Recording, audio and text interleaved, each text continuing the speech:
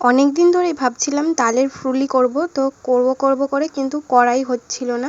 এই কারণেই করা হচ্ছিল না, আমি এই সময় বেশি কাজ করতে পারছি না, কারণ আমার খুবই কষ্ট হচ্ছে কাজ করতে। যেহেতু আমি 8 মাসে পড়ে গেছি, আমার প্রেগনেন্সি 8 মাস চলছে, তো সেই জন্য আমি আর কোনো কাজ করতে আর পারছিই না। আর কাজ করলেও খুব কষ্ট হচ্ছে, সেই জন্যই আর কি তালের ফুলি করতে পারিনি। তো আজকে ভাবলাম করব।